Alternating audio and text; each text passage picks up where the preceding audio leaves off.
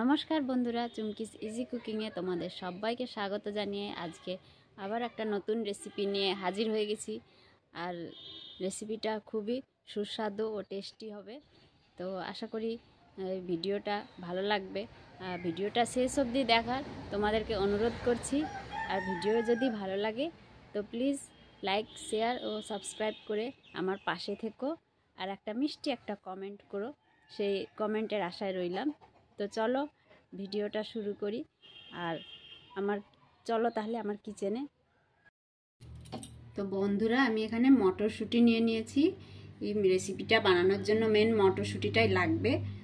বাটিতে মটরশুঁটি এতটা নিয়ে নিয়েছি। এটা আমি মিক্সিং জারে একটু পেস্ট করে নেব। তো এটা আমি মিক্সিং জারে ঢেলে নিচ্ছি। এখানে আমি 3টে কাঁচা লঙ্কাও দিয়ে দিব। কাঁচা লঙ্কাটাও একসঙ্গে পেস্ট করে নেব।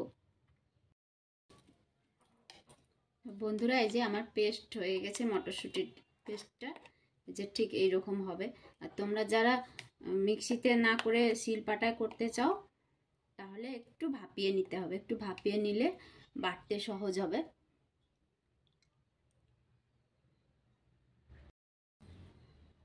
তো এখানে মটরশুঁটির পেস্টটা আমার হয়ে গেছে। এবার আমি এরকম একটা বাটি নিয়ে নিয়েছি, বোল। তো এর মধ্যে আমি এই যে বাটি মেপে মটরশুঁটি নিয়েছিলাম ওই বাটি মেপে এতটা মতন বেসন নিয়ে নিয়েছি। বেসনটা দিয়ে দিলাম। এবার এতে স্বাদ মতো নুন দিয়ে দিলাম।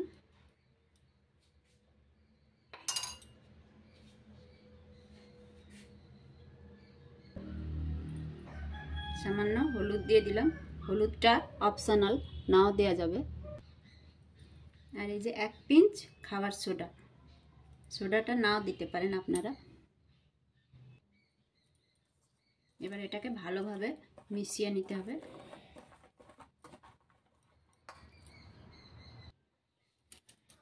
এবার এতে জল দিব, অল্প অল্প করে দিব, না হলে এই যে ডালা পাকিয়ে যাবে। অল্প অল্প করে জল দিব।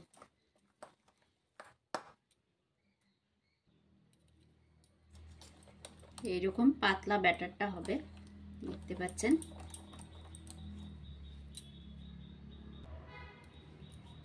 তো এই ব্যাটারটার মধ্যে এবার আমি এই যে এইটা পেস্টটা দিয়ে দিব, মটরশুঁটির পেস্টটা।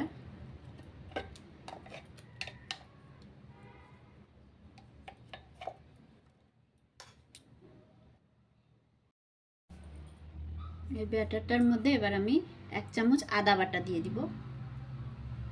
এই রেসিপিটা সম্পূর্ণই নিরামিষ হবে। আর এইভাবে ভালোভাবে নাড়িয়ে নিব।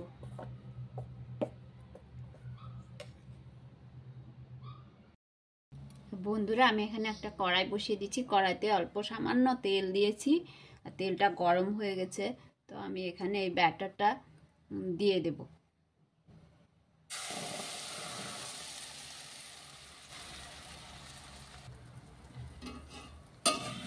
আর এটাকে অনবরত এইভাবে নাড়তে থাকতে হবে, না হলে তলায় লেগে যাবে। তো নাড়তে থাকতে হবে, ঘন ঘন নাড়তে হবে।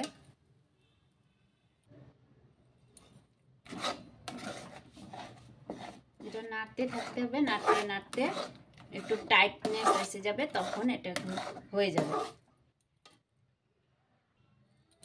আর বন্ধুরা, এটা একদম কম আঁচে নাড়তে হবে। তো একদম গ্যাসের ফ্লেমটা মিডিয়াম থেকে একদম লোতে রাখতে হবে। লোতে রেখেছি আমি, কেননা এটা তলার থেকে ধরা লেগে যেতে পারে, এই জন্য লো আঁচে রাখতে হবে।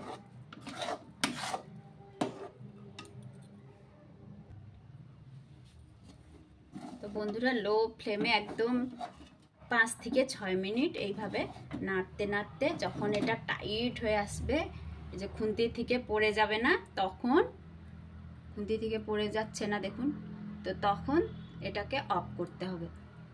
এবার গ্যাসটা আমি অফ করে দিয়েছি। বন্ধুরা, এবারে আমি এই থালার মধ্যে এতটা সাদা তেল নিয়েছি, আর সামান্য 1 চামচ মতন, 1 চামচের থেকেও কম, এটা এইভাবে মাখিয়ে নিব।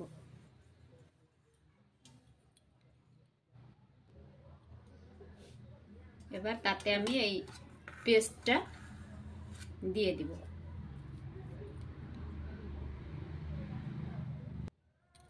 এবার আমি খুন্তি দিয়ে এটাকে একবারে সমান করে নিয়েছি। তো এটাকে আমি 10 মিনিট মতন রেস্টে রাখবো। বন্ধুরা এবার এটা 10 মিনিট রেখেছিলাম রেস্টে, তো ঠান্ডা হয়ে গেছে। এবার আমি এটাকে পিস পিস করে কেটে নেব।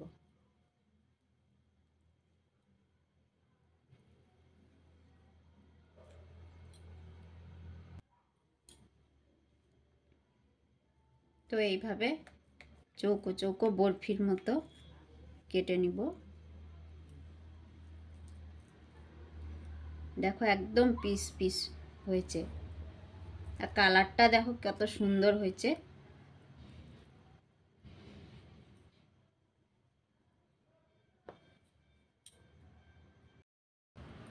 তো বন্ধুরা এবারে আমি একটা কড়াই বসিয়ে দিয়েছি, আর কড়াইতে অল্প তেল দিয়ে দিয়েছি। তো এই যে পিস করে রাখা এগুলো সব আমি হালকা করে ভেজে নেব। তেলের মধ্যে দিয়ে দেব এইভাবে এক এক করে।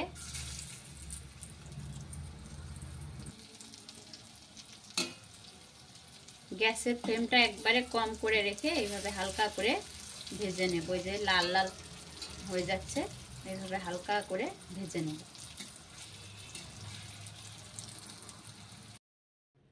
তো আমার এখানে বরফিগুলো একদম ভাজা হয়ে গেছে, আর আমি তুলে নিয়েছি। একদম হালকা করে ভেজেছি, বেশি ডিপ করে ভাজা যাবে না। এগুলো এমনি শুকনো খাওয়া যাবে, তো আমি একটু এটাকে আলাদাভাবে বানাচ্ছি মশলা দিয়ে। তো দেখতে থাকুন। তো আমি এখানে কড়াই বসিয়ে দিয়েছি, আর কড়াইতে সামান্য তেল দিয়ে দিয়েছি আন্দাজ মতো। তেলটা গরম হয়ে গেছে। তো এখানে তেজপাতা ফোড়নে দিয়ে দিব, 1 চামচ গোটা জিরে দিয়ে দিচ্ছি, 3টে ছোট এলাচ দিয়ে দিচ্ছি, 2টো কাঁচা লঙ্কা দিয়ে দিচ্ছি। এখানে টমেটো পিউরি করে রেখেছি, টমেটো পিউরিটা দিয়ে দিব।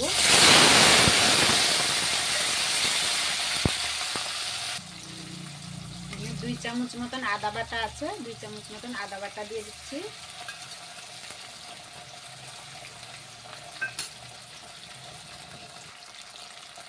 হলুদ দিয়ে দিব,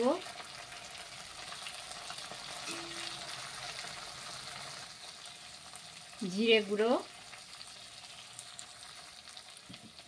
ধনে গুঁড়ো, সামান্য লঙ্কা গুঁড়ো, সামান্য জল দিয়ে দিব। মশলাটা ভালোভাবে কষিয়ে নিব।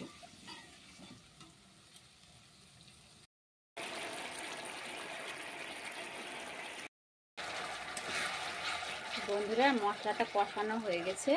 এবার আমি সামান্য এতে জল দিয়ে দিব গ্রেভির জন্য।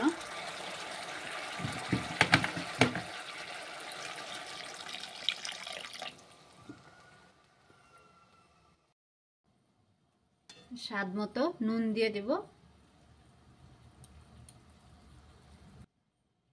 এবার আমি এই বরফিগুলো যে ভেজে রেখেছি মটরশুঁটি, ওগুলো এক এক করে দিয়ে দেব।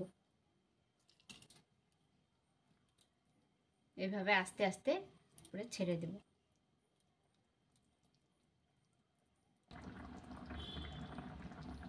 বন্ধুরা সামান্য ফুটতে শুরু করেছে, আর এর মধ্যে আমি ধনে পাতাগুলো দিব।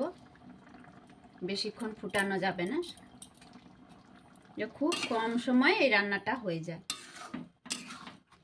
দেখুন ধনে পাতা দিয়ে দিয়েছি। এবার এটা নামানোর জন্য রেডি হয়ে গেছে।